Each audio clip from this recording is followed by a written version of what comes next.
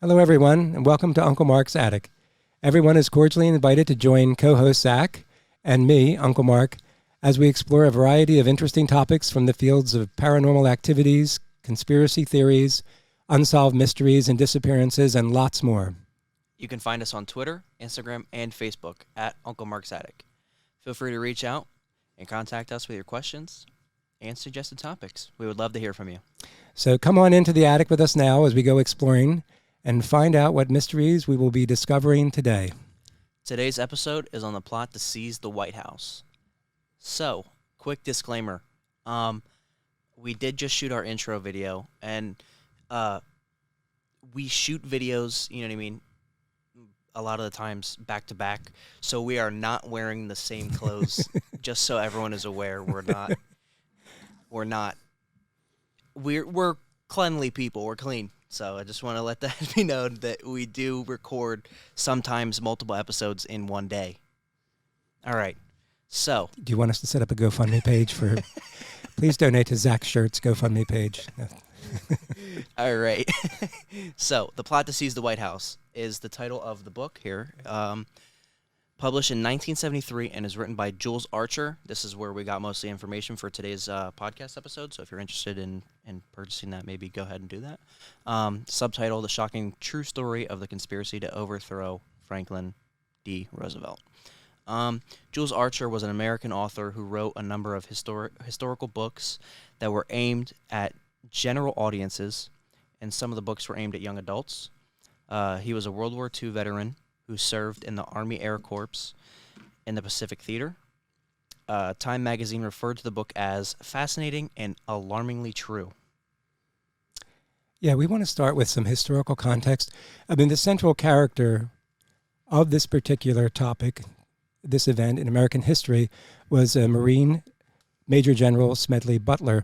But in order to understand this whole story and what happened in this plot, this conspiracy really, to take control of our government here in the United States, we have to have a little bit of historical context just leading into it so we can see what exactly was going on that led these people to even consider doing such a thing in our country. So we really have to just step back a few years into 1929, when the Great Depression started with the stock market crash on October 29th, 1929. That's what most historians and economists would say is the actual official beginning of the Great Depression, which was, without a doubt, the worst economic downturn in the history of the entire industrialized world, not just the United States. So a lot of people were investors on Wall Street in those days, not just wealthy people, and millions of these people were literally financially wiped out as a result of the Depression. And what happened in our country was people began to hold back on their consumer spending, and what that does is it reduces the demand for commercial goods, industrial goods. So output in our country, in both industrial output and factories, consumer goods, began to fall also. And this led to people then losing their jobs. So by 1933 in this country, we had about 20% of our workforce was actually unemployed. Somewhere in the area of 15 million adults were unemployed in the United States at that time. A lot of banks were failing. The estimate is about half of all the banks in the country actually failed. People would be going them to withdraw their money, and the money wasn't there anymore. The banks were overdrawn, so to speak, on all the money. Wages were falling, and personal debt, of course, was rising for many people. A lot of Americans were having trouble paying the mortgages on their homes, and lenders were foreclosing on these people and foreclosing on the mortgages, the outstanding mortgages. So it was a time of tremendous economic stress for a lot of American people. All right. The United States declared war on Germany on April 16th, 1917, entering World War I. 2.8 million Americans served overseas during the war. In 1925, the United States Congress had promised the World War I vets a bonus to be paid in 1945. Due to the Great Depression, many vets were hurting financially and were unemployed. Some were homeless, and a movement began in 1932 among the veterans to seek the bonus now. Veterans began descending on Washington, D.C. in order to pressure Congress into giving the bonus. June, July 1932. So they set up tents and wooden shacks on open federal land, called it Hooverville. It was a shanty town with veterans and their families. Estimates range from 10,000 to 25,000 people in this Hooverville. Yeah, they called it Hooverville. The president of the United States at that time was Herbert Hoover. And so they purposely named the shanty town that they constructed on this open federal land in Washington, Hooverville. What the veterans were trying to do at this point was, because they were hurting financially, was they were lobbying Congress, just like businesses lobby Congress and industries were lobbying Congress in those days. The veterans decided that they had a right to lobby Congress too. Many of them were hurting. Many were homeless. Many of them were having they were facing the foreclosures on their homes because they couldn't pay the mortgages. So rather than wait until 1945, which was a long time to wait, Congress had promised them this back in 1925, but at the time Congress had said because of financial concerns and considerations and budgetary issues, they wouldn't really be able to pay the veterans this bonus until 1945.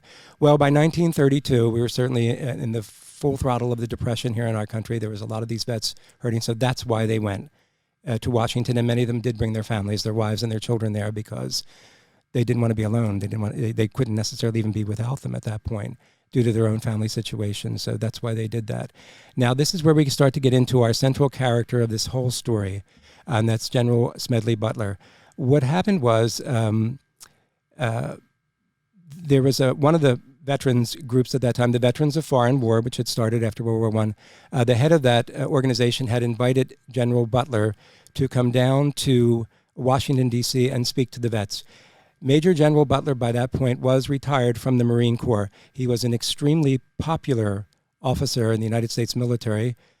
Some could even argue maybe the most popular officer we ever had in the United States military, certainly up to that point. And Butler was more than happy to come to Washington and speak to the vets. As a Marine Corps officer, he had always placed primary focus on the well-being and care of the soldiers in his care as an officer, and he was well known for that. He felt very strongly about the veterans in this country. He felt that they had not been treated properly since the end of World War I, and he felt that they definitely deserved that bonus. He did go to Washington then, and he gave a rather fiery speech to the veterans there at the Hooverville shantytown where they were all located with their families. I always like one of the quotes that General Butler gave during this speech, and it was a great speech, and he tended to speak without notes. He could become very fiery and throw some curse words in there. He told them, quote, "You have just as much right to have a lobby here as any steel corporation. It makes me so damn mad. A whole lot of people speak of you as tramps.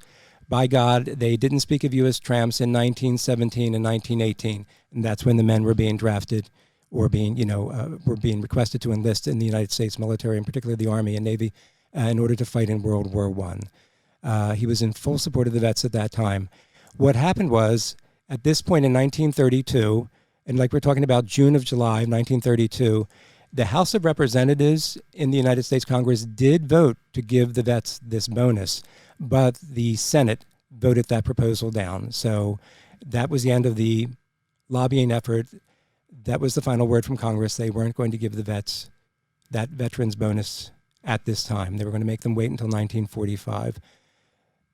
Come July 28th of 1932 then, since Congress has now turned them down, President Herbert Hoover ordered the police in Washington, D.C., and elements of the United States Army under General Douglas MacArthur to drive these veterans, the so-called bonus army, because they were seeking their veterans bonus.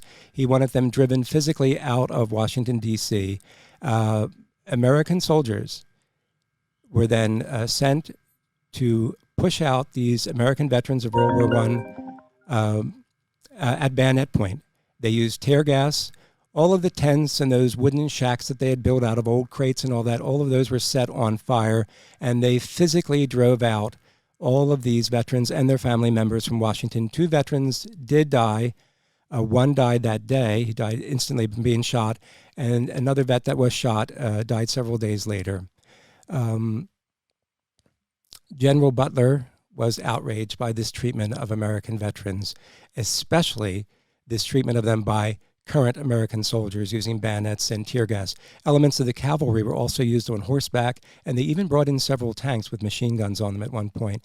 So this was a rather violent attack on American veterans and their families. And General Butler, it was well known, was a Republican at that time because his father was actually a Republican congressman. His grandfather had even been a Republican congressman at one time.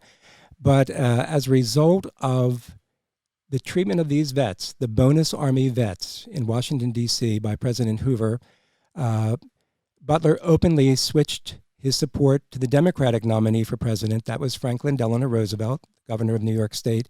And he actually contacted Governor Roosevelt and volunteered to actually do campaign work for him all around the country. So by the time the 1932 presidential election was over in November, General Butler had campaigned in all 48 states in the United States and had given speeches in about 100 cities, usually without notes, and they were very fiery speeches with a big emphasis on attacking President Hoover for his treatment of the World War I vets, the bonus Army veterans in Washington, D.C. Zach, if you want to pick it up from there. Yeah. In November 1932, so we have the presidential election. So November 1932, President Hoover loses his re-election bid. The Democratic candidate, Franklin Delano Roosevelt, wins in a landslide. The Democrats take both houses of Congress. Roosevelt is inaugurated as president on March 4th, 1933. In the first 100 days of his administration, a tremendous amount of legislation was passed as he attempted to stabilize the economy. These new laws and government programs had the goal of stabilizing industrial production and farm production, create jobs, and stimulate economic growth. And laws were enacted to reform and regulate their financial system, including banks and the stock market. In order to increase the money supply, the government removed the gold standard. It would no longer back up every paper dollar bill with a dollar's worth of gold that would be kept in reserve. All of these new regulations and the removal of the gold standard upset many wealthy people. They saw Roosevelt as the enemy and as a threat to their fortunes. And this is what will lead to some of them to think about how they can stop or remove Roosevelt. This is what led to the plot to seize the White House. That's very important because when President Roosevelt took over, and in those days the inaugurations of a president weren't held until March. Now we have them in January, when we have an election in the country. But at that time they were still being held in March. But within those first 100 days, what President Roosevelt did was considered so radical by so many people, especially in the financial sector, bankers and brokers, stockbrokers, and all that. And here he was now, in order to stabilize the economy of the United States and to get people back to work. He believed that these things had to be enacted, put into law. He had to regulate banks. He had to regulate the whole financial market. These were not things that these people were used to experiencing. They weren't used to living under these type of laws and regulations. So it was a tremendous backlash against him for what he was doing, especially because in the eyes of many of those people, he was wealthy himself. He had come from money, and they they really did look at him as a personal traitor to people of his own economic class in our country. So the bitterness and the hatred of him that developed was real, and that is what, as you said, is leading up now to some of these people, some of them, actually beginning to think about and formulate possibly some sort of a plan. In other words, they're conspiring to do something to either rein Roosevelt in or to push him out of power completely. And we talked about General Butler and his talk to the veterans. We talked about his campaigning for Roosevelt openly through the country. So that leads us really now into a quick overview, a quick little look at who is General Smedley Darlington Butler. What is this guy's story? Who exactly was he, and why is he the central character in this plot that developed as a result of President Roosevelt's New Deal programs? General Butler was born in Pennsylvania, in Westchester, in 1881. And the Butler family were Quakers, and that's very interesting because the Quakers, that's a nickname really for the Religious Society of Friends, are a religious denomination or sect that has always, from their beginnings in the 1600s, emphasized nonviolence. And he was definitely brought up in a traditional Quaker way with his Quaker family, and he went to a Quaker school, the Haverford Prep School. He was not quite 16 years old in 1898 when the Spanish-American War started. And Smedley Butler decided he was going to be a fighting Quaker, using his conscience that he could justify that sometimes there is a need, even as a nonviolent Quaker, to take up arms, to engage in military activity. And he left school. His father wasn't happy about it, but, he let him go. That was very Quaker. And he enlisted in the United States Marine Corps and quickly became a second lieutenant in the U.S. Marine Corps in the Spanish-American War. He did serve in Cuba at that point and then into the Philippines. I won't go through his whole military history because it's quite extensive. He was involved in a number of military campaigns in Central America, in Panama and Nicaragua for about 4 years. These were really campaigns where the United States was propping up certain governments or certain political factions in those countries that were favored by Washington. So they weren't declared wars, but these were certainly military encounters, military engagements in these countries involving our Marines and involving General Butler on behalf of the United States interest in those countries. And as General Butler would later complain, United States business interest in those countries. He was actually promoted to a brigadier general in 1918. Now that's World War I.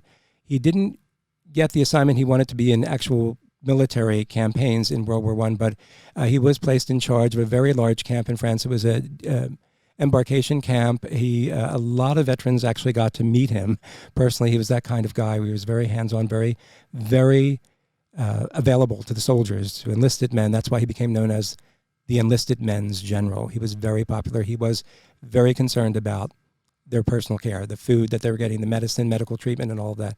It really was a big focus, and I think that was a result of his Quaker background. It really was.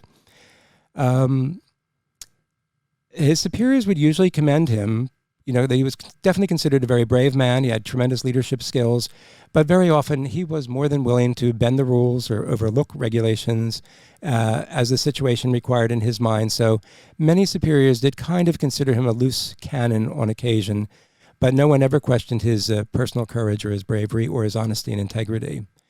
So there's a quick review at that point of General Butler up to the year 1923. And this is a story I do want to share with everyone because I think gives an important insight into who General Smedley Butler was and why he was so well known. In 1923, in the city of Philadelphia, a newly elected mayor who had run on a campaign pledge of law and order must be restored in our city asked General Butler to take a leave of absence from the Marines and to take charge to serve as the director of public safety for Philadelphia. That would be in charge of both the police and the fire departments.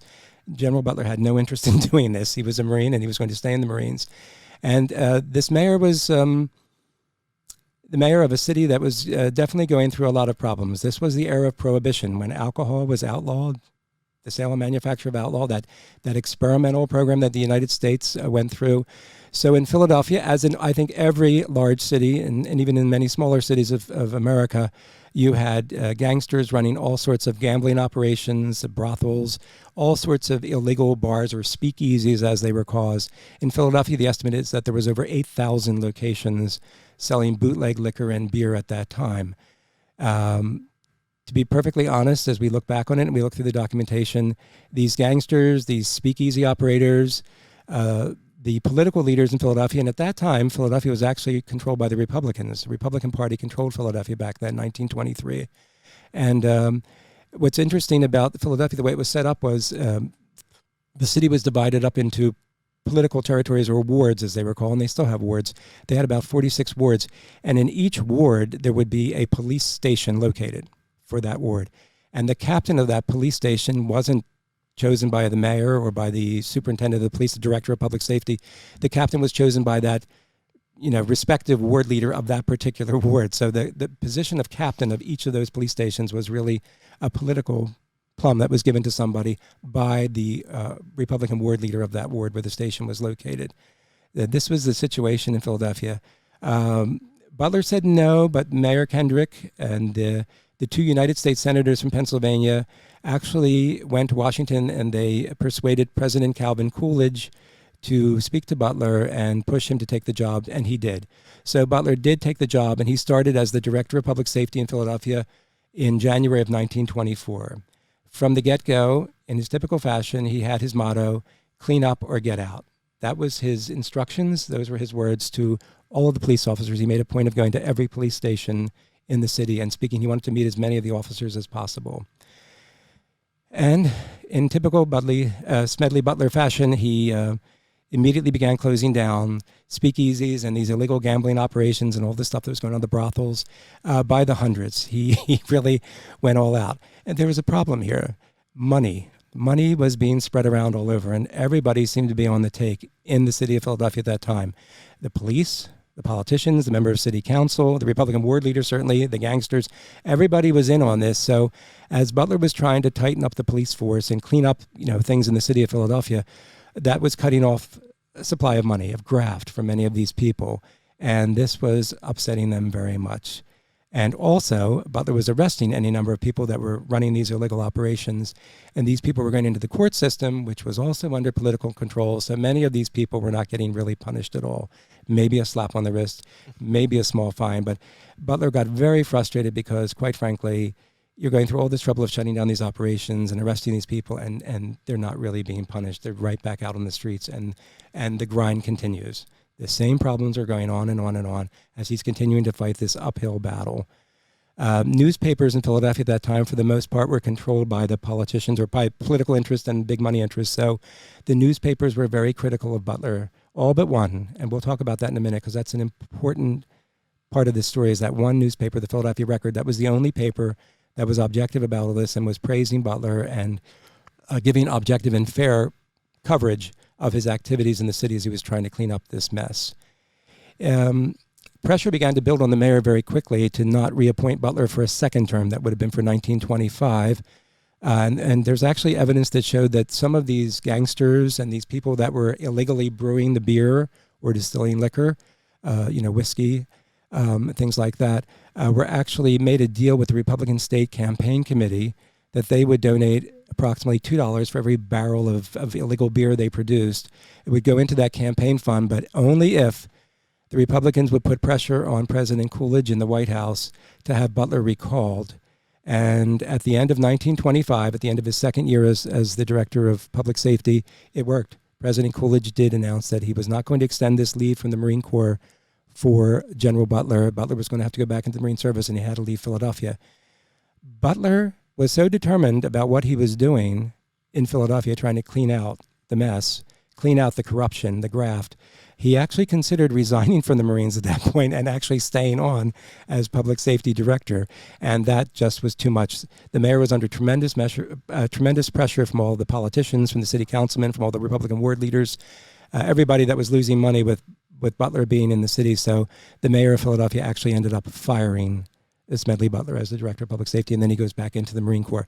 But I wanted to stress that because it just gives you an idea of the character of the man. We're looking back in time now at someone, none of us, for the most part, were probably around back in those days when he's trying to clean up Philadelphia in the 1920s, but he was a Marine. He saw a brick wall and he would yell charge, and that's just how he looked at this. And the fact that he was facing tremendous odds didn't bother him. Hundreds of churches and synagogues in the city of Philadelphia, their congregations, were publicly supporting General Butler in his efforts to clean up the city. They were his biggest backers in the city, and he did not want to let those people down. But anyway, he was fired, so back into the Marine Corps he went, and he would serve several more years in the Marine Corps. He was over in China. He did a number of things. He was in Mexico. He was in the Caribbean islands, and so a number of political campaigns. By the time Major General Butler retired from the Marines in 1931, he had won 16 military awards, and in that included 2 Congressional Medals of Honor, the highest award, the highest military decoration that can be bestowed on any member of the United States military. He was awarded that twice. And the Medal of Honor, when if you read about it, this is a decoration that's normally given, and it's not given out very often, and it is for people who, in the course of their military work, the military efforts in campaign, usually under fire, at the risk of their own life, they performed above and beyond the call of duty. The call of duty. And so on 2 different occasions, that recognition was given to General Butler, which is an incredible thing when you think about it. All of this is telling you about the character of this man. A very popular general with the soldiers, obviously a very brave man, won an awful lot of military awards, including those 2 Congressional Medals of Honor. So He was a well-known public figure by the time he retired from the Marines in 1931. Did you want to take it from there, Zach, and tell a little bit about that? Yeah. So, after his retirement, Butler was invited to give lectures around the country, which actually we have an audio clip that we're going to play here in 1 second when I pull it up. So he would go around the world and he would give these lectures. This is just a short it's 48 seconds long, so it's a short clip, just kind of giving you an idea of what he talked about during his speeches and stuff. And the way he spoke. He was a very fiery speaker. All right. So I'm going to play that right now. Be so damn mad a whole lot of people speak of you as tramps. By God, they didn't speak of you as tramps in 1917 and 18. No. Let me tell you something. I've been all over the world. I've seen you fellas on the streets in Washington. There isn't this well-behaved group of citizens in the world that's sitting right in this camp. Take it from me. This is the greatest demonstration of Americanism we've ever had. Pure Americanism. Willing to take this beating as you've taken it. Stand right steady. You keep every law. And why in the hell shouldn't you?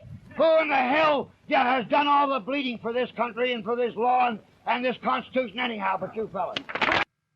So, I noticed actually in that little speech that he gave was part of what you said, one of his quotes up there. Mm-hmm. And as you can almost kind of tell in his voice, he's very passionate about what he's talking about. And I thought it was very funny when you were reading the quotes earlier. I was kind of thinking, I was like, hey, maybe he should read it in his little raspy voice. I thought that would have been hilarious if he did that. So, in December of 1933, he toured the United States for the Veterans of Foreign War. He publicly attacked the American Legion leadership and claimed they had sold out the veterans. He called for veterans to get the same breaks that the bankers and the industrialists were getting. So I'm assuming this is one of his quotes. I'm going to try and read it. Quote. Try and read it just like him. War is... All right, I'm not going to... No, don't do that. War is largely a matter of money. Bankers lend money to foreign countries. When they can't repay, the president sends in the Marines to get it. Butler called for compensation for disabled veterans. He went to 18 veterans hospitals to visit the vets and see how they were being treated. He called for pensions for the widows and children of soldiers who were killed. Mm-hmm. He was angry that the disabled vets had been forgotten by their country. Butler became enormously popular among the veterans. He was seen as the enlisted man's general. He was the only one fighting for them. Yeah, I'll just mention real quick, Zach. The American Legion was one organization for military veterans, and then the Veterans of Foreign War was another one. General Butler did not like the leadership of the American Legion, and he was pretty open about that. He felt that they were just being used as tools of the big money people in the United States. As a matter of fact, some of the companies in America, some large companies that had labor issues, they had people, going on strike, agitating for better conditions or better pay or whatever, they would actually hire members of the American Legion and supply them with bats and clubs and actually have them go out and attack strikers at particular plants. And General Butler thought that was an outrage. They were being used as a tool. Instead of the country taking care of the veterans and providing for the veterans, and especially the disabled veterans, here you are, you're just arming them and using them as goons to go out and protect your financial interests. And Butler felt that was a horrible thing, and that's why he had a real problem with the leadership of the American Legion, and that's going to come into this whole story now that we've led up to with this the business plot, this plot to seize the White House. But the Veterans of Foreign War, he was definitely much more favorable with them, was close with their commander at that time, Van Sant, and that's why you'll see him going around the country speaking to the Veterans of Foreign War. I mean, that was the group that he wanted to really focus on and see them grow in membership, because he thought that's the veterans group that's doing what it's supposed to do, lobbying for the veterans, lobbying for what they need. The American Legion leaders had opposed the veterans bonus, just to give you an idea of this is why Butler would be so angry. Here's Butler who went down and gave that fiery speech. And imagine how he felt looking at fellow veterans, but, opposing the veterans bonus that they were supposed to get at the height of the Depression when these men were suffering. So that's why I just wanted to mention that to you about the difference between the American Legion and the Veterans of Foreign War at that time. Not today, but at that time. And that does that. So this leads up to the plot. We've talked about President Roosevelt's New Deal programs that were upsetting many people in the country. They could be just traditional conservative Americans, or they could be, people with substantial financial resources, wealthy people, very wealthy people, captains of industry, the industrialists. So there was definitely a lot of negatives and strong negative feelings, sometimes even hate-fueled feelings towards President Roosevelt among some of these people. So this leads us up to the story that we want to share with everyone from American history. And it will start on July 1st of 1933. An official from the American Legion actually called General Butler at his home, and at this point he's living in Newtown Square in Pennsylvania, Chester County, and the leader from the American Legion informed him that, listen, there's 2 veterans who are going to be coming to your house to see you. They want to talk about some issues with the American Legion. And General Butler agreed. So 2 men did eventually arrive at his home in a Packard car, and it was a chauffeur-driven car, which General Butler noticed right away. In his opinion, he was immediately suspicious. Most veterans didn't have the money to be driven around in chauffeur-driven cars, in his opinion. But the 2 men that came were Bill Doyle, who was the commander of the American Legion in Massachusetts, and then a central character in this whole story, Gerald Maguire, who was a former commander of the American Legion in Connecticut, and he was a bond salesman. The 2 men went into General Butler's home and sat down with him and began to tell him how unhappy they were with the leadership of the American Legion. Now, he already had a problem with the leadership of the American Legion, so he was kind of listening to them. And the National Convention for the American Legion was going to be coming up in some months in the future in Chicago. And they asked General Butler if he would come there and speak to the veterans there and help them push out this bad leadership. They called it the royal family. But Butler didn't really want to do that. Number one, because he hadn't been invited to come. So why would he? He was very uncomfortable with the idea of going there. So it's 2 men, accepted his denial, his turning them down. And then they asked, can we come back and see you in a few weeks or maybe a month or so? And they did. They returned about a month later, this Gerald Maguire and that Bill Doyle. And this time they had a new plan for him. And they told General Butler, here's our idea. You're going to pick about 200 to 300 members of the American Legion, primary World War I veterans, basically. We're going to take you all to Chicago by train for this American Legion convention that will be coming up in a few months. We're going to scatter these 200 to 300 men around the audience in the convention hall there.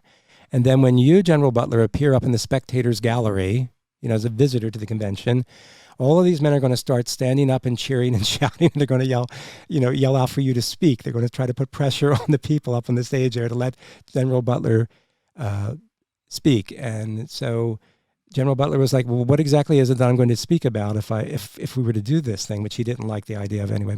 And they said, oh, don't worry, we have a speech all ready for you. And Maguire actually pulled out a speech that had already been typed up. And Butler was going through this speech, and one of the key parts of this speech was, this goes back to something we've talked about a few minutes ago, it was going to be a call for the Legionnaires to pass a resolution calling on the United States to go back on the gold standard for our money. Now, Butler really didn't like this, and he was immediately suspicious about the motives behind this, because to him it sounded like some wealthy people have gotten together and have come up with this idea, and they're going to try to use the American Legion now, this veterans organization, to pressure President Roosevelt to put the United States back on the gold standard for its currency. In addition to that, Maguire even told Butler that all the expenses for him and all of those 200 to 300 Legionnaires would be covered, would be paid for. And he actually pulled out a bank book and showed General Butler deposits that totaled about $106,000 at that time, which was a substantial amount of money in 1933 during the Depression. Yeah, I actually want to look that up real quick. I want to look up how much that was, so you can continue. Yes. Yeah, in today's money. So at this point, Butler is absolutely convinced that this plot is there's a plot behind all of this, and this is wealthy individuals, and he was curious, who exactly are these people that are behind all of this?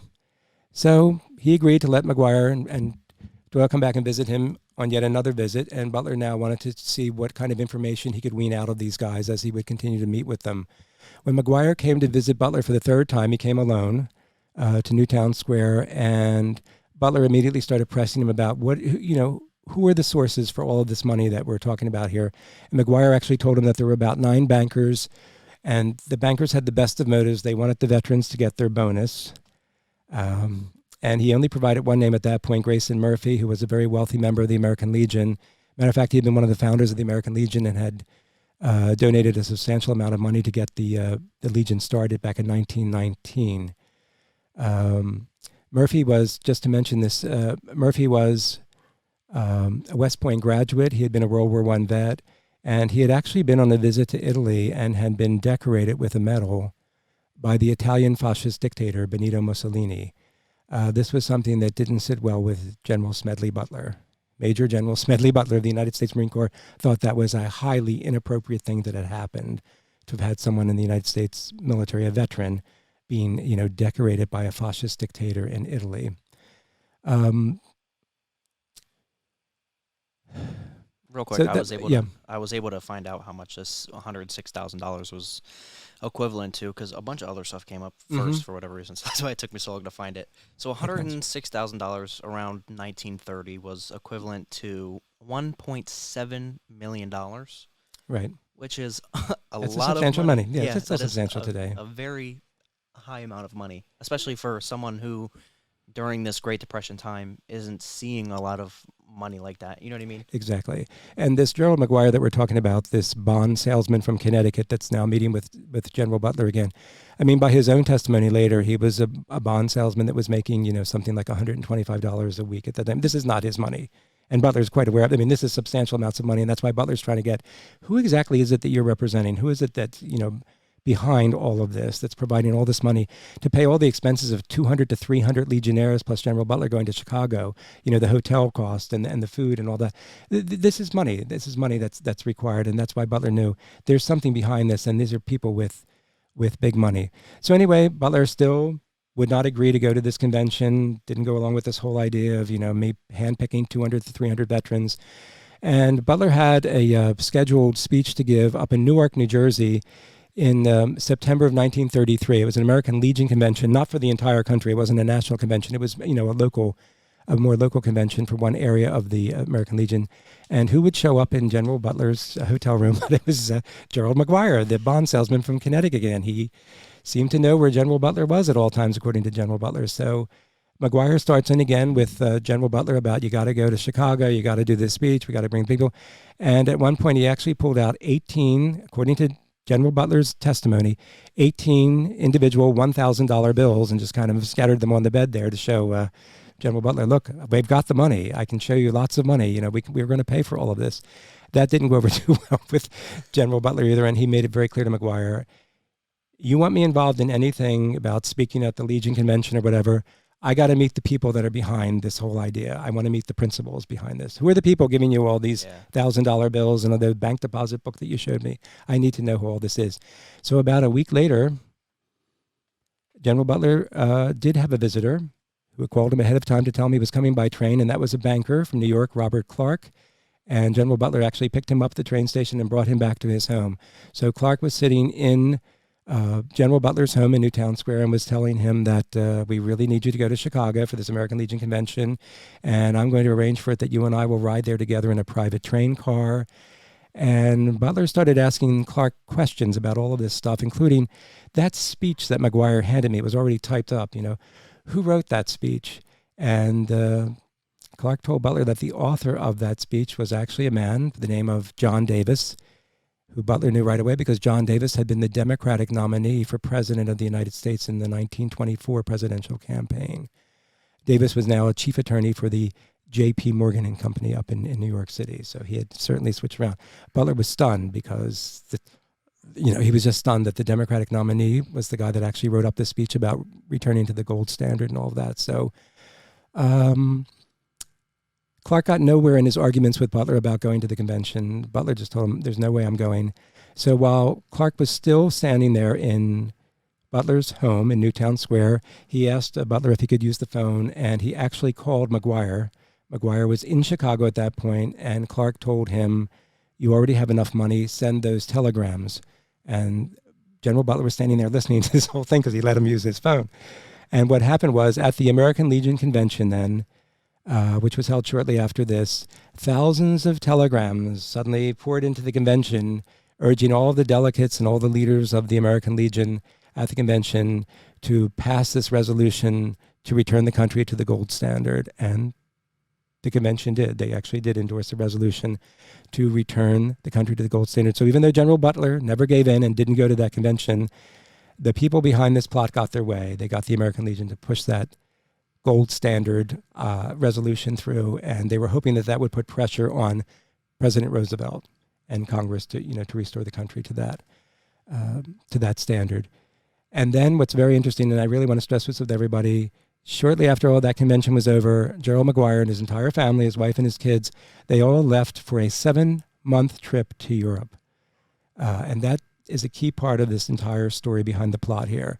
They left on December 1st, a 7-month, all expenses paid trip to Europe. And that's going to be revealed now as we go through the steps that unfold here in the plot to seize the White House. That has an important part in this whole story. One other thing I wanted to mention, if you want to read this, Zach, this is this part here. This is a very interesting story, and it does, again, play into exactly the character of General Butler and what was going on here behind the scenes. So if you want to read that part right there. So on December 11th, 1933, Val O'Farrell, a former New York City police detective who became a private investigator, wrote a letter to President Roosevelt's secretary, Chief of Staff, Lewis Howe. He told Howe that Butler had been offered $750 per speech by a representative of the Banker Gold Group system if he would push for the gold standard to be restored. He told Howe Butler had refused to do this, and that even though he did not personally know Butler, he sure was a man of exceptional character. So that just kind of goes to show that other people would do stuff for a big lump sum of money. I mean, definitely in this time when $750 was definitely went a long way compared to, I mean, $750 now, but it's not equivalent. Especially in a time of depression like this, I probably couldn't think of anyone who wouldn't accept that. Right. So Butler went on a speaking tour in the United States for the VFW regarding recruiting members to the VFW and pushing for the veterans bonus. Demagogues, is that how you say that? Yes. Mm-hmm. In the United States, backed with the money from, led patriotic crusades. We don't know. Yeah. It's that group again. It's that group again. Yeah. Against the communists and Jews and Jewish bankers who are behind the New Deal of FDR. So in June of 1934, New Deal legislation stopped farm foreclosures and stopped employers from hindering unionization efforts. The July 1934 edition of Fortune magazine dedicated the entire issue to Italian fascism, glorifying the successes of Mussolini and the fascists. So Maguire returned from Europe, and on August 22nd, 1934, he asked Butler to meet with him again at the Bellevue Hotel in Philadelphia. This man is very persistent. He does not give up. He's very persistent. Maguire told Butler that he had spent 7 months in Europe per instructions from his backers. His job was to study the role of veterans organizations in bringing about dictatorship in different countries like Germany and Italy. Maguire was very impressed with the French veterans group, the Croix du Feu. Very good. Very good. 500,000 members from the ranks of officers and non-commissioned officers. They had helped put down a general strike in France. Maguire also said that his group of backers, who paid all of his expenses for those 7 months, wanted to build an American version of the Croix de Feu. The purpose of this organization was to stop FDR from disrupting the American financial system. The paramilitary organization would be used to compel FDR to do their bidding. They wanted an army of 500,000 veterans. Now, publicly, the organization would state that they were trying to support the president and help him with the burdens of his office, but they would create a new position for an assistant president, the Secretary of General Affairs. The president would become more of a figurehead, and this secretary would actually run the country. Right, and it was Butler. The whole point of all of this is that it was Butler they wanted to be the head of a 500,000, a 500,000 man army of veterans that would take to the streets go to Washington and put tremendous pressure on Roosevelt to either step aside or to become nothing more than a figurehead. The things that you were mentioning there are very important too. There were any number of organizations springing up all across the United States with these demagogues that were getting up there. And if you read some of what they were saying, their attacks on Jews and their attacks on Jewish bankers and all that, they were very much mimicking what was going on in Nazi Germany and what had been done in Hitler's rise with his stormtroopers in Germany that he eventually did take over in 1933. What's fascinating here is that 7 months in Europe is a very expensive proposition for someone to go with his entire family, all expenses paid. This was a very serious research trip. Maguire's job was to go over there and study all of these different organizations, and he went to a number of different European countries. And the point was, study what did the veterans organizations do in each of these countries? How did they contribute to and help and enable whoever it was that was rising to power, Hitler in Germany or Mussolini in France, Mussolini in Italy, see what the role of that was, because we want to use that as a model back here in the United States when we form our own stormtrooper army, basically. And we want the most popular military leader in the United States, a guy who's a fiery speaker and who's a man known for integrity and honesty and bravery, General Smedley Butler. We want him to be the guy that's going to lead this army, him to be the guy that's going to become this Secretary of General Affairs, with the intention that they would control his every move. They would have him completely under their control and would be running the government. That's the plot to seize the White House, that they were going to be doing this. At that point, at the Bellevue Stratford, Butler just bluntly asked Maguire, how are you going to fund this? 500,000 men is a lot of men. 500,000 vets that you want, in this army of stormtroopers in America here, that's going to take some money. And Maguire had told him, we already have $3 million set aside for this. We can get up to $300 million if we need be, based on the financial resources of all of those people that were backing all of this, the people that backed Maguire going over to Europe and studying these organizations. So that $3 million is equivalent to $49 million today, and $300 million would be worth $4.9 billion today. Yeah. That's a tremendous amount of money. That is a ridiculous amount of money. They were putting they were serious about. They were definitely putting money out on this, what and they were wanted to do here. Yeah, Butler had bluntly asked Maguire too about all these 500,000 veterans you want. These guys have families, they have expenses. It's they have to be able to survive and take care of their bills and all that. Do you plan on paying these guys?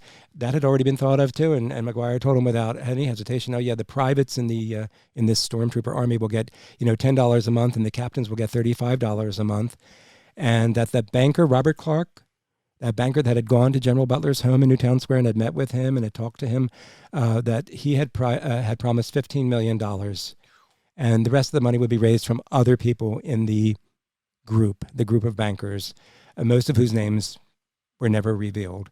So that's where we're at this point now. They've pretty much laid their cards on the table.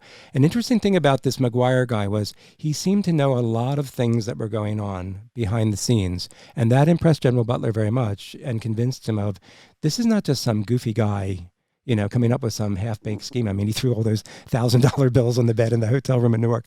He showed me the bank book with all these deposits. This guy is the real deal. He seems to be representing a group of people who have money.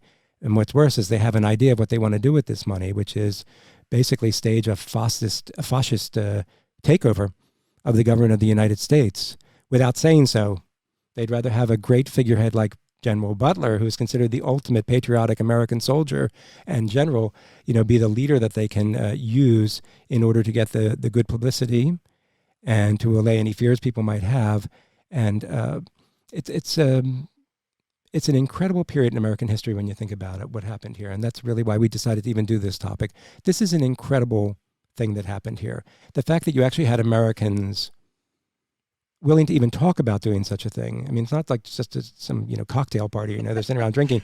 These guys are talking about spending money, millions of their own personal fortunes in order to get their way and get the United States back to where they want it to be. When you mentioned the Fortune magazine thing, Fortune magazine was extremely popular with the captains of industry, the big financial people in the United States. To actually dedicate an entire issue of that magazine, every single article, the entire magazine in that issue was all about fascist Italy and how things were working under the fascist government and Benito Mussolini, the dictator in Italy, and how they were working so well. You can see people were starting to consider the possibility of, hey, maybe fascism isn't so bad. I mean, look what it's doing in Italy. And that was one of the things that Maguire said to General Butler when he came back. He said, I looked at all these groups. I looked at what happened in Germany with the Nazis, and I looked in Italy, and I looked in France.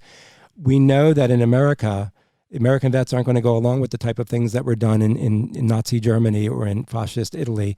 The French he said the French group is the one that we think would be the best model for us. And what was the one thing he pointed out? Yeah, they helped to break up, a big national strike that was crippling the country's economy, just like the industrial powers had used the American Legion members with bats and clubs to break up strikebreakers here in America. So that was why they picked that particular French organization as, quote unquote, the model. This is the model for our stormtrooper, not that they want to use the word stormtrooper either, but, our citizens army that we're going to raise here and have General Butler lead on a white horse.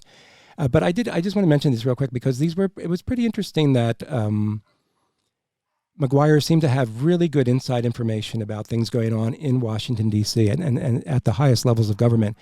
One of the things he did tell General Butler at this meeting was, you're not the only guy that some of these big money people are looking at to lead this army or to be that new type of president, that Secretary of General Affairs.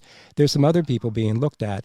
So one of the things, some of the people in the group, according to Maguire, actually favored more that General Douglas MacArthur, who had led the American troops to drive out the bonus Army veterans in Washington back in 1932.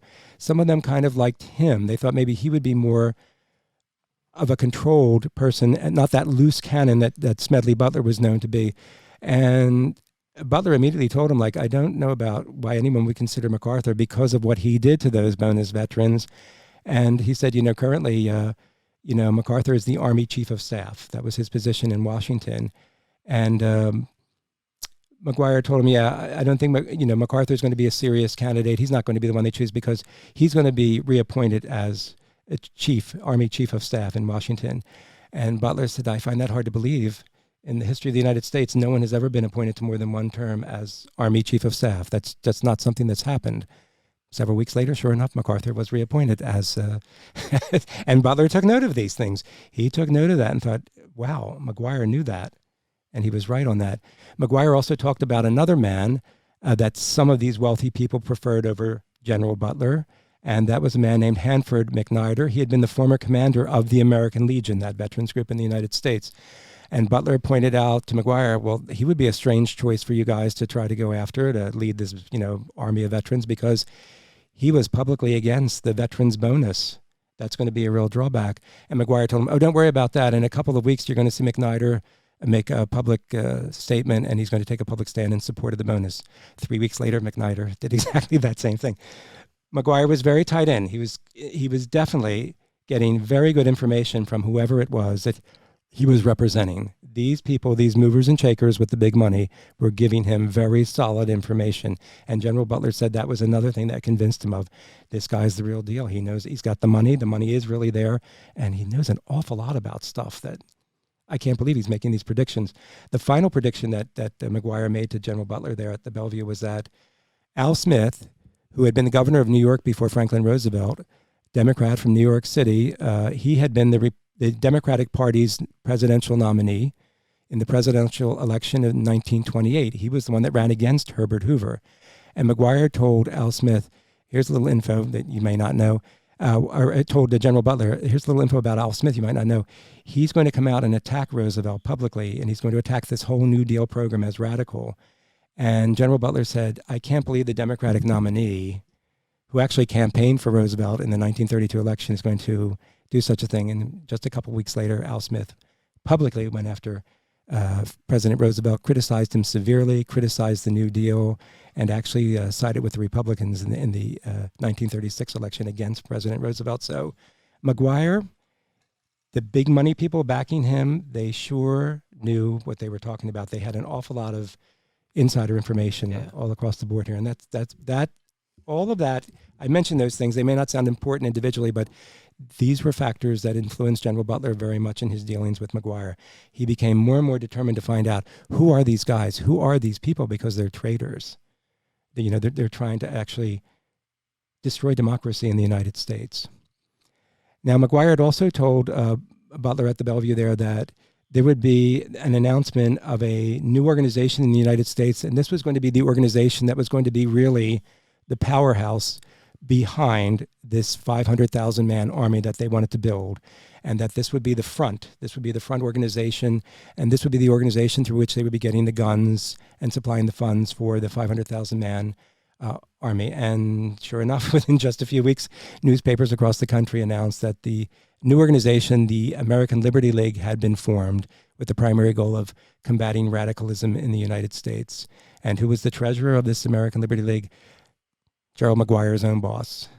His boss was the actual treasurer, and then a number of the men on the in the organization, in leadership positions or in the different official capacities, were people like from the J.P. Morgan Company, the DuPont Corporation, and many other major American corporations. This was the super organization that Maguire had predicted would be announced, and here was Butler reading about it all in the newspapers, just once again confirming Butler's worst suspicions that this is real, this is really going on, and I got to get all the information I can so I can go to the government and expose this thing before it succeeds, before it really gets to take off. So you can, if you want, Zach, you can pick up right from there. All right. So Butler then decided to call the commander of the VFW, Van Zant, and told him that he needed to be that he had been approached to lead a coup with Veterans Army. Butler also talks about with the city editor of Philadelphia Record newspaper, and tells him the story and asks him to put a star reporter on this story and see if he can get confirmation of this plot. Reporter Paul French is assigned. Meanwhile, rumors started circulating in Washington about the American Legion going to be the nucleus of a fascist army that would seize the Capitol. In Congress, the McCormick-Dickstein Committee was investigating communist and fascist activities within the United States. They heard these rumors, and one of their investigators contacted Butler and asked if he knew anything about these rumors. The reporter, Paul French, had met with Maguire and did his own investigation, and it backed up everything Butler had said. On November 20th, 1934, the committee heard General Butler's testimony in a secret session in New York City. They also heard Paul French's testimony. He backed up everything Butler said. French also testified that Maguire had told him that arms for this super army would be provided from the Remington Arms Company through the DuPonts, who controlled it. Maguire told French, "We need a fascist government to save the United States from communists." So, with that, with the whole Remington thing, it's just crazy to me how, again, money makes people go crazy. These people are so money hungry, and they want this plan to be fulfilled, that any amount of money is nothing to them. They'll pay whatever it takes to get this plan to go through. Exactly. What's really important here is, remember, we talked about General Butler when he was Director of Public Safety in Philadelphia, and most newspapers criticized him. That's why Butler went to the city editor of the Philadelphia Record. That was the one newspaper, and he knew this from his personal firsthand experience with them, that this was the paper he could approach. Butler did not want to go to anybody in the government yet. What did he have as far as evidence or any kind of corroboration of what he would tell them? Most of these meetings were one-on-one sessions with Maguire.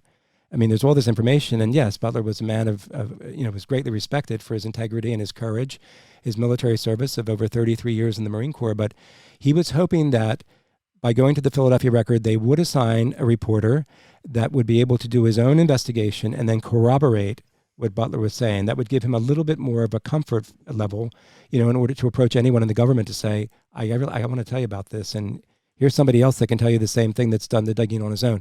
That reporter that was chosen, Paul French, he had covered much of Butler's work in Philadelphia when he served as the Director of Public Safety. So Butler knew who he was too.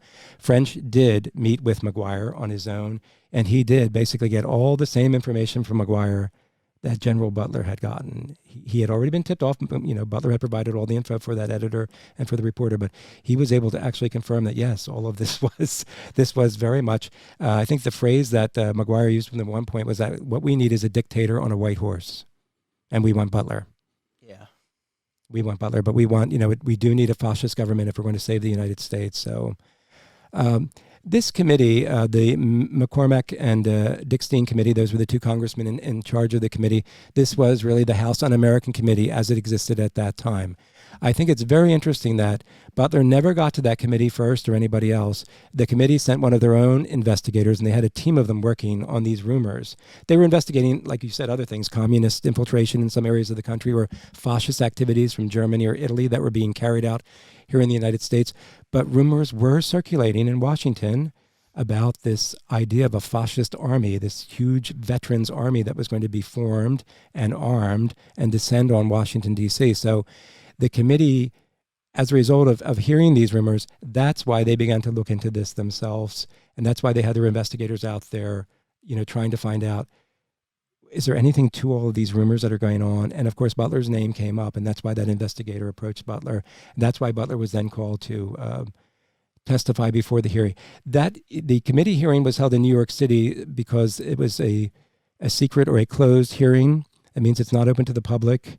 And this was to protect everybody that was being called in before them. So they did have General Butler come in, and he did tell them everything. And then French was sitting right there by him, and then French, gave his testimony as well, which was corroborating everything that Butler had told the committee, everything that Butler had experienced in all his dealings with Maguire.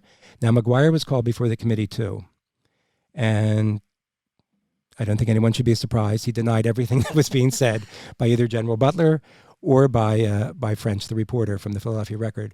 He denied everything. He had lots of memory lapses. I don't recall. I can't say. But the committee, held him to the fire because they had their own team of private investigators that they had used. The committee had gotten hold of bank records. When Maguire at one point had tried to deny that he had gone to Europe for 7 months as anything other than a family vacation, which would be an amazing family vacation for anybody, 7 months at that time. But the committee was able to just cut him short because they had copies of the correspondence that he had been sending back to his boss, reporting on all of these veterans organizations in all of these different countries, Nazi Germany, Fascist Italy, in France, Holland. He was going around. So his denials really, they just fell on deaf ears because the committee already had evidence. They were asking you questions and really just waiting for you to confirm what they already knew. Yeah. What they already knew, like a good prosecutor would do. And Maguire's had several sessions with him, and he just did not come off well, didn't do a very good idea. One of the things that Congressman McCormack, he would go on to become Speaker of the House of Representatives, some years in the future. One of the things he did point out when the committee was, doing their research here, accepting the testimony of the witnesses and all that, was that the committee had received information about this plot to seize the White House, this plot to overthrow President Roosevelt, from several different sources, and that General Butler was not the first source that they had. That's why they approached him. They already had information they were gathering, and then they went to approach him. And another interesting thing to point out, and this is very key, that commander of the VFW that we talked about earlier, Van Sant, that General Butler had called, he had told him all about this guy, they're trying to get me to lead this army of vets and all that.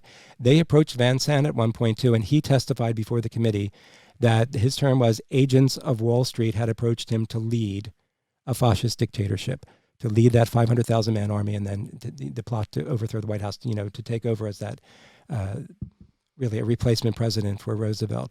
So there was yet another confirmation of what General Butler was saying. Other than those witnesses, really, there was lots of names. There were some names that Butler had provided for them of some of the names that Maguire had dropped in front of him. The problem here was the committee was looking at that as sort of like, this is hearsay evidence. We don't really have evidence of this. So no other witnesses were really called at that point. But of course, when that became public knowledge, the rumors just spread all over that, well, of course, people with money, they know how to get out of being in a position of being subpoenaed to appear. They were able to get out of this. They're just a little bit too powerful. Once again, newspapers across the country disgraced themselves. They ridiculed General Butler and the reports on the committee hearings. Time magazine did a really nasty piece on him, a parody of him, making fun of him. Once again, because, quite frankly, like in Philadelphia, many of these newspapers were really owned by corporate enterprises, corporate sponsorship, big money people. And so they weren't about to give General Butler any kind of credibility or any kind of praise in what was going on. So They were tools of big money, and that was just the way, unfortunately, that it turned out. So the McCormick-Dickstein Committee submitted the official findings, their official report on this investigation of the plot to seize the White House to the United States House of Representatives and Congress on February 15th of 1935. I think these key points, key findings that the committee reported in their written report to Congress was that there was evidence, definitely there was evidence, that certain persons in the United States had made an attempt to establish a fascist organization in America. There was no evidence showing that these efforts had any connection with any of the fascist governments in Europe, such as Nazi Germany or fascist Italy. So this was an American product from beginning. This was not something that was being funded and financed from outside the United States by any of the fascist governments over in Europe. And the key point, in my opinion, there was no question that these attempts were discussed and planned and might have been placed in execution if the financial backers had actually gone ahead. The committee was able to verify all the pertinent statements made by General Butler. General Butler was totally vindicated by this congressional committee that listened to the testimony and had gathered evidence on their own, let alone listen to the testimony of General Butler, and the reporter French and Mr. Maguire. And so Butler was believed. They believed it, and they did think that there was evidence. That's their own words. There was evidence about this plot. So today there are some people that kind of downplay it. And I'll tell everyone right now, when I was a boy in high school or college, American history classes, I had never heard about this at all. It wasn't something I was even taught about. Yeah, neither was I. And that's kind of a shame, because this is an incredible thing that happened. We don't know all the names. We don't know how many people were the financial backers behind this plot to seize the White House. But here is the Congressional Committee's findings based on all the evidence and testimony. It was real. There really was a plot. And these people really were talking about forming a 500,000-man army of basically American stormtroopers that were going to be used to push President Roosevelt out of office or make him just a figurehead, and then put their own person into that new position they were going to create. And that person, as Maguire explained to General Butler in great detail, he's going to be running the day-to-day operations of this government. His job is he's the real president. The person we put in there is that secretary. He's going to be the real power. He's going to be the real president, and he'll be controlled by the people that put him into power, the people that have the money behind the scenes. A sad thing to say that after all this work was done, all this investigation, all this evidence was amassed, a committee can investigate. They can put out all the information, a congressional committee such as this one here, the McCormick-Dickstein Committee, but they can't prosecute anyone. Prosecution is strictly the decision made by the United States Attorney General and the Department of Justice. And sad to say, no one was ever prosecuted regarding this plot to seize the White House. There was different theories about why not. Number one is because you were dealing with some very powerful people with a lot of money. Were they able to, behind the scenes, wield pressure against certain political leaders in Washington to try to squelch this whole thing and just let it kind of die or whatever? But it's sad, because the evidence uncovered by the committee showed there had been a conspiracy. Here's an example of a conspiracy that wasn't just a rumor or some half-baked idea. There's all kinds of conspiracy theories floating around today, but here's one of the primary reasons we want to do this. This is an example of an actual conspiracy that was real. There was real money behind this. There were real people operating behind the scenes. They were trying to pull something off that was incredible, basically a fascist dictator of the United States. And it was a real conspiracy. There's a quote that goes around. I would just mention, some people always say this was Thomas Jefferson that said that, but actually, if you look it up, no one can really prove that Thomas Jefferson ever said this. But if there's anything I would want anyone to take away from this presentation we just did on this plot to seize the White House, eternal vigilance is the price of liberty. And that's probably more true today than it was even back then. Right now, with everything that we're facing today, everything that we're facing as Americans today, eternal vigilance is really necessary right now. And hopefully this podcast will contribute to helping people stay eternally vigilant with other stories like this, where we can, give you information, give you historical data like this, an incredible story, and show that, hey, this actually almost happened. Can't explain why you don't hear about it in the history classes that we all took in high school or in college or whatever, but it really did happen. The evidence is there. The congressional record certainly has these records from the committee. And if you stop and think about it, that's an astounding thing at a time when this world, especially the Western world and in Europe, was being torn apart, and there were so many fascist coming into power in Spain and Italy and in Germany. And then you had fascist movements in the other countries in Europe. Well, we weren't exactly immune to that. Here we were in the United States. We now know that there were some people plotting secretly a conspiracy to use their money and do whatever it took to build their own army and to take control of our own government and basically overthrow democracy as we know it here in America. And we do hope everyone enjoyed this overview of all the. I know it's a lot of information, and maybe I thought we talked a lot about what we should include in all this, but I just thought it was important to show that this was the real deal. This really was an honest-to-God conspiracy. I couldn't really cut out any of that. I thought it would take away from it if we didn't give you. I know it's a lot of info, but the bottom line is that there was an honest-to-God conspiracy to do this, and the evidence is there. And the members of Congress that investigated this at that time saw the evidence, saw the testimony, and accepted it, and realized that, my God, this really did happen. Luckily, that stopped it. With all the publicity, one of the theories is that President Roosevelt, who, as we saw, had received that information from that private investigator in New York way back in 1933 about General Butler, President Roosevelt might have been the one that, ultimately had said, you know what, they've been exposed.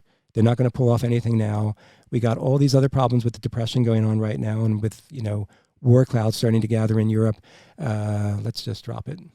And that, to me, would probably be the most logical explanation for why President Roosevelt's Attorney General and the Department of Justice never did seek any prosecution of any of the individuals that were known, like Mr. Maguire, for example, known to be involved.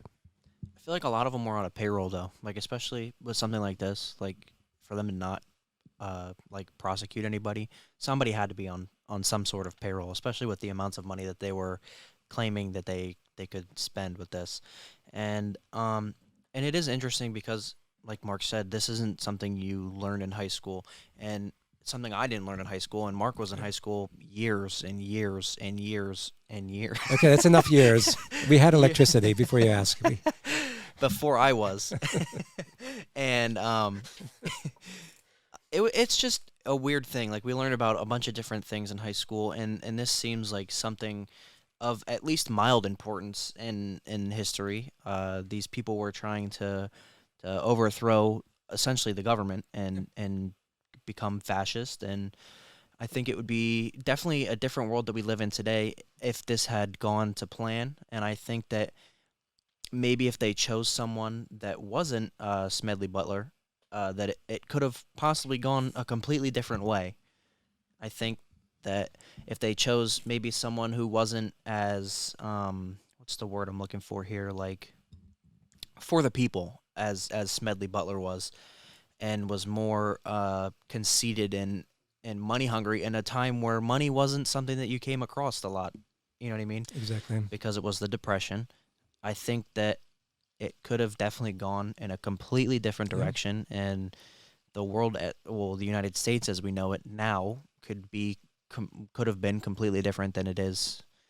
And I think that's just, it's crazy to me to think that, because, I mean, it was almost 100 years ago that this occurred. I mean, they went, they tried, and they used all the money. And I think that people were on the payroll, and that's why these people were never prosecuted. And with the quote, the eternal vigilance, we do want this to obviously open your eyes and make you realize that not everything is what it seems, or open your third eye, as some people would call it, and just become more aware of your surroundings and what's going on in wherever you're at.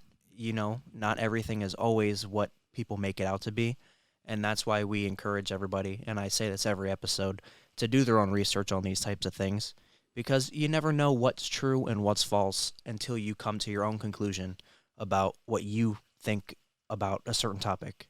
So, with that being said, I do want everyone to be vigilant. I want to, you know what I mean? We want this to be an eye-opening experience for you. We want it to be a stress-free zone. We want you to obviously think, and we want to rack your brain and have you converse with us about these topics. So that's really all I have to say. Yeah, the last thing I would just say is thank God for General Smedley Butler. I I think that's someone that all of us, no matter what our station in life is, no matter what our political views are, our religious views, all of us as Americans, thank God that he was there. He's a hero in my book. He's a hero in my book. These people with money, however large it was, and I know some historians say, well, maybe it wasn't that big of a plot. Maybe it was. I don't care if it was only a handful of people.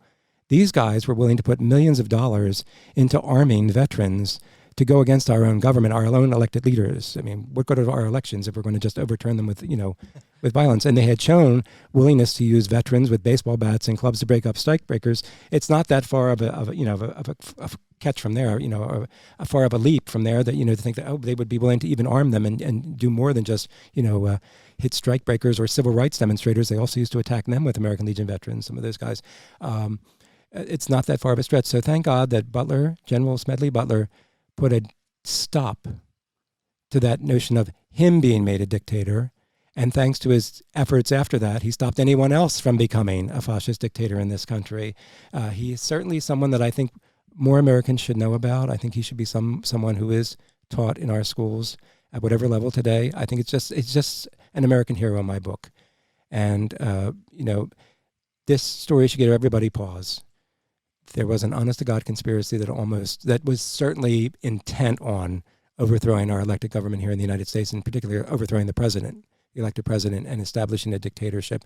That's something that should give us pause, a very big pause. Right here in the United States, as the committee said, there was no foreign money behind this. There was no foreign government, doing any involvement with these people. These were Americans planning to do this in America to our way of American government. So it's an interesting story, and it's one we should all be aware of.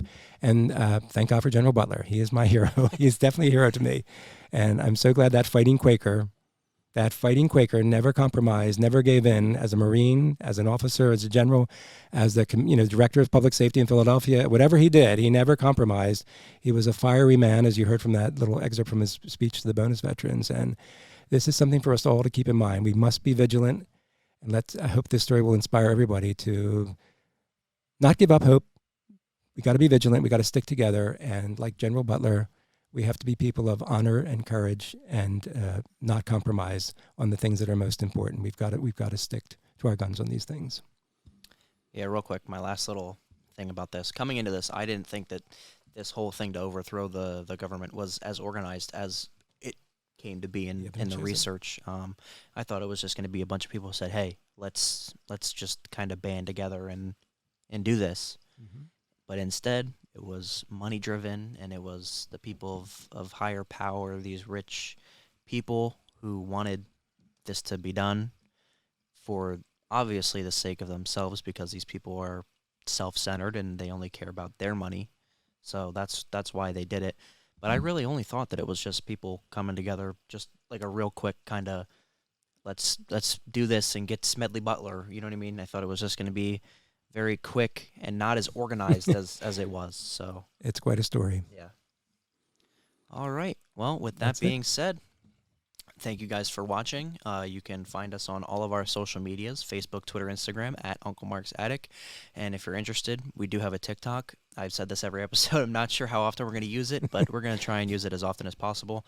And another thing I just want to bring up real quick, if you heard my phone notifications go off during the podcast, it is because I'm still trying to get used to the Roadcaster, and I usually do have my phone on silent, but I guess for the Roadcaster, if someone calls you or something like that, it doesn't keep it on silent. So for future reference, I will be putting my phone on Do Not Disturb, and it will not go off for the next podcast that we do for future reference. But with that being said, I just want to bring this up like I do every episode. Got to reach back farther. This is our mascot. We do not have a name for him. If you've seen the first couple episodes before this, obviously you know we're going to be doing a poll with the couple names that have the most likes or the name that's brought up the most. So if you want to give him a name, feel free. And he would love to be named and be finally a full part of this podcast. So that's all I have to say about that. Well, thank you all for joining. We hope you did enjoy this. We hope you found it informative and interesting. And we hope to see you next time here in Uncle Mark's Attic. Good night now. Take care.